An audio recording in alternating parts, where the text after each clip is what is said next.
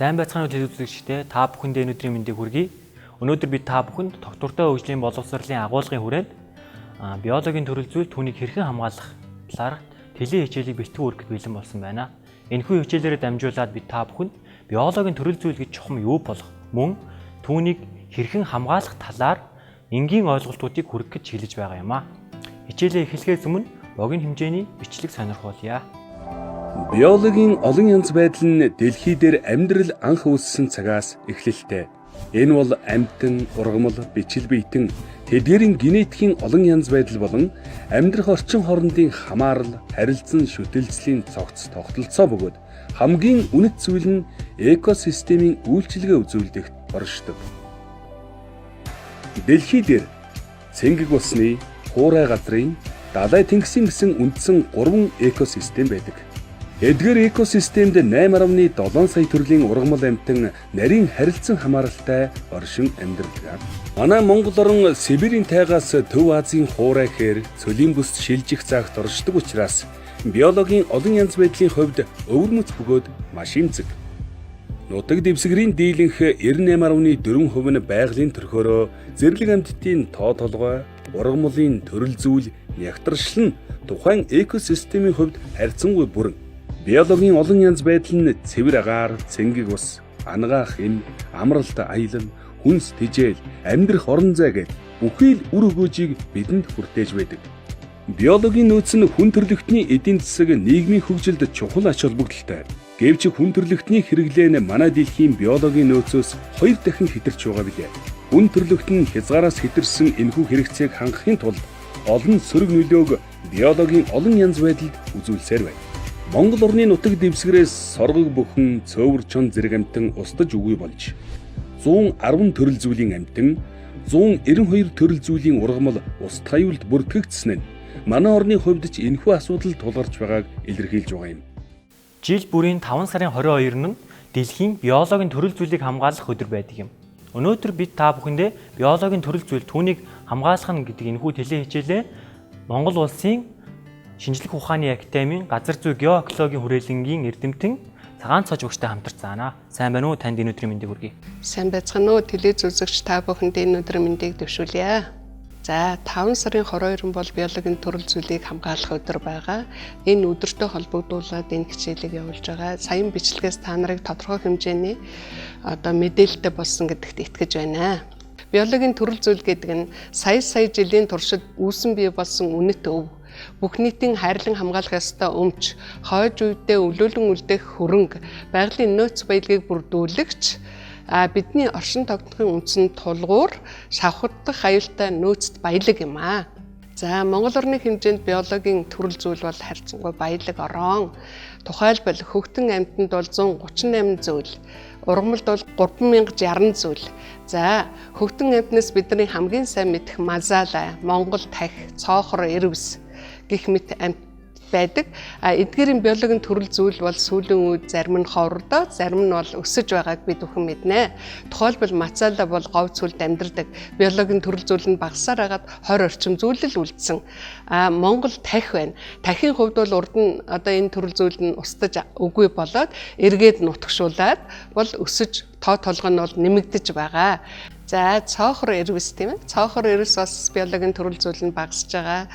Тухайлбал дөнгөж 40000 орчим зүйлэл оршин тогтноод байна. За ургамлын хувьд бол бид нар цөлийн аргамжийн цэцэг гэдэг байгаа. Энэ бол бид бүхний мэддэг гоёо шүү дээ. Дараагийн зүйл нь болохоор ван симбрүү байгаа. Эдгээр зүйлүүдийг бол бид нар зайлшгүй хайрлаж хамгаалах ёстой. За шавжийн хувьд бол 13000 зүйл байгаа. Загсны хувьд бол 75 зүйл, мөлхөгчийн хувьд бол 22 зүйл, 2 нүтгэтэн 6 зүйл.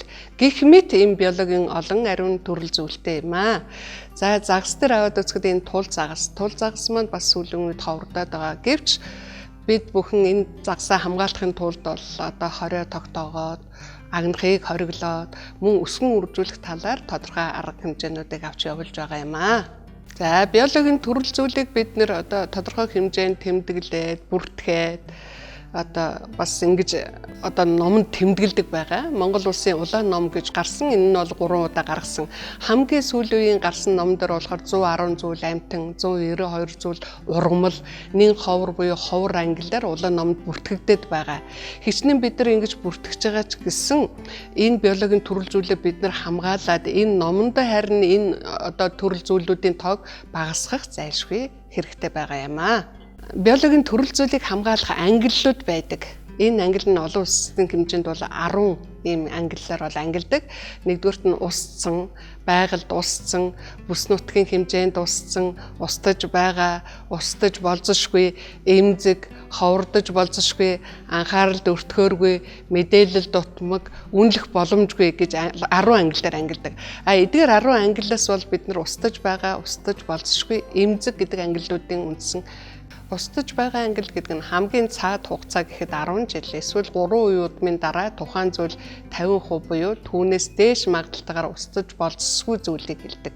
Устж болзошгүй зүйл гэдэг нь 20 жилийн хугацаанд эсвэл 5 үе удмын дараа 20% магадaltaй устж болзошгүй зүйл байна.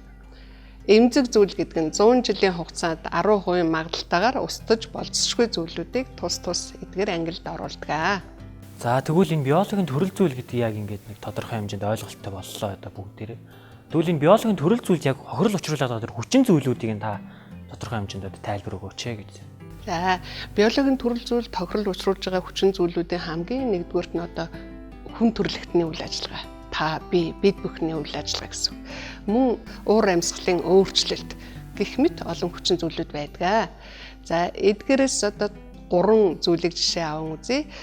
Нэгдүгürt нь тогтвортой бус хэрэглээ. Аж үйлдвэрийн бохирдол, байгалийн нөөцийн хит ашиглалт. Энэ 3 зүйл бол одоо илүү түлхүү хөнөөл учруулад байна. За байгалийн нөөцийн хит ашиглалт гэдгийг бид бүхэн мэднэ, тийм ээ. Ер нь ойтой чиглэг ур амьсгалтай энэ талбайд бол биологийн төрөл зүйл бол маш их байдаг. Гэтэл бид нэр ойгоор бүрхсэн талбайгаа бол мод бэлтгэл, гал төмөр гэх мэт хүчин зүйлүүдээр бол устгаж сүйтгэхэд байгаа. Зөвхөн мод бэлтгэл гэхэд л 27% эзэлж байгаа юм. За энэ дээр бол харуулсан байгаа. Энэ мод бэлтгэхэд тавьсан байгаа байдал нь энэ. Байгалийн дагалт баялаг хит ашиглалт гэдэг. Энэ одоо бид нар юу гэхээр энэ бид бүхэн мэднэ, тийм ээ. Хуш модны самар. Энэ самрыг бид нар одоо сүүлийн хэдэн жил бол экспортод гаргаад ингэж их хэмжээгээр экспортод гаргаснаар одоо хуш модны нөөц бол маш их багасж байгаа юм аа. За нүүрсний хит олборлолт. Одоо бид бүхэн нүүрсээ зөөгөөл байгаа. Энийг яг нөөцийн хэмжээнд нь авахгүй бол хит олборлолт явуулах юм бол эргээд биологийн төрөл зүйл байгальтай асар их хөнөөлтөө. За энэ тогтвортой бус хэрэглэн дээр бид нар энэ усыг бол мэднэ, тийм ээ. Маш их замбраагүй хэрэглэснээр энэ ус маань сүүлдээ яаж багасаад одоо ус хийдэг сав маань эргээд хог болоод энэ бүхэн маань яаж хог хаягдал ихсгээс гадна гол горх, ширгэх гэх мэт энэ биологийн төрөл зүйлүүд бол тодорхой хэмжээгээр буурахад нөлөө үзүүлж байгаа юм. За энэ дээр аж үйлдвэрийн бохирдол дээр бол энэ туул голын жишээ байна, тийм ээ. Төв цэвэрлэх байгууламж маань туул гол руу шууд сутгаад энээсээ болоод туул голд байгаа биологийн төрөл зүйлүүд маань бас тодорхой хэмжээгээр устж өгөө болж байгаа. Энэ дээр бол одоо туул гол байдаг загаснууд бол нэлээ ихээр устсан байгаа. Гэхдээ одоо бид бүхэн зөвхөн ингээд төрөл зүйлээ устгаад байна уу гэвэл бас үгүй ээ. Одоо манай оронд мэдгэж байгаа гол жишээ бол одоо төв цэвэрлэх байгууламжийг шинээр барьж байгуулж байгаа, тийм үү? Энэ бүхэн маань эргээд одоо яг биологийн төрөл зүйлдээ ихсгэд гол нөлөө үзүүлнэ. За энэ туул голын бохирдол бас өөрөө гол маань ногоороод харагдчихээн.